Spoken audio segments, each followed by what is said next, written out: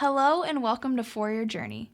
In this episode, District Apostle Cole will be talking about baptism of children.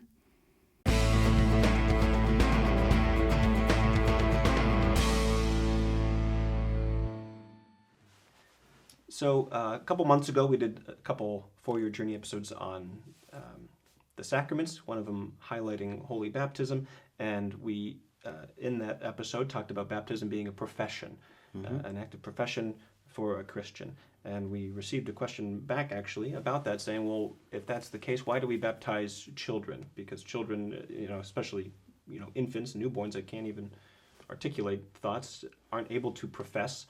Why would we encourage and promote, infant baptisms that way if they're not able to profess? Mm-hmm. Well, for me, one of the most powerful reasons is the words of Jesus. Suffer the little children to come unto me. He already opened the door and wanted to be in fellowship with the children. And baptism is such a beautiful sacrament, as we talked about in one of the recent times, that it opens a whole way for, it's the beginning of salvation. It changes remoteness from God to nearness to God. It opens the way for Holy Communion and the celebration of communion in the congregation. It opens the way to receive the gift of the Spirit, that you belong in the fellowship of the saints. All of these beautiful things, why would we want the children to stay outside of that until they could make their own decision to decide yes or no? And their whole childhood is sort of outside of this beautiful place that God creates once one is baptized. Yeah, because it's not just about a profession. There's salvific effect there that starts this relationship with God. I don't know if it came out in our previous episode or if it was an article since then maybe that said that baptism even allows the possibility to be the person God intended us to be. Exactly. It even creates that opportunity. So there's this profession element, but then there's also some salvific effect there.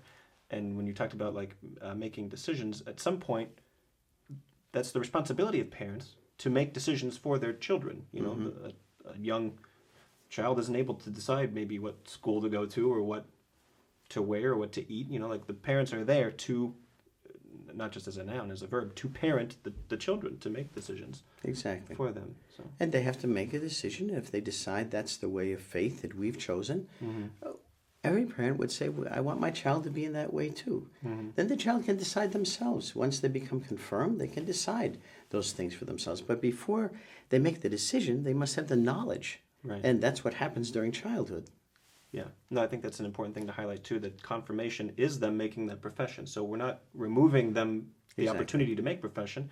We're just saying once it happens to this, is it age of spiritual maturity or spiritual majority? I forget the term. But once they're aware enough to make that decision, they do make that profession if they want to. They do make that choice there. Exactly.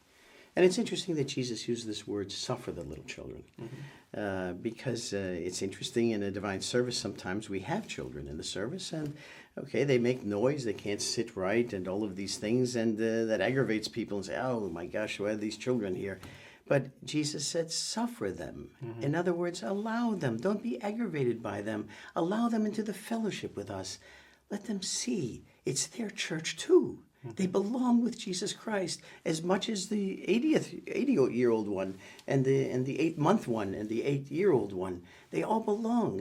Jesus wants that community. And so that's why it's beautiful. They should come into the fellowship as intensely as possible through baptism. Okay. Well, thank you for clarifying that. Okay. Thank you. Thank you for joining us. If you have any suggested questions or topics for future discussion, you can find us on Facebook and Twitter.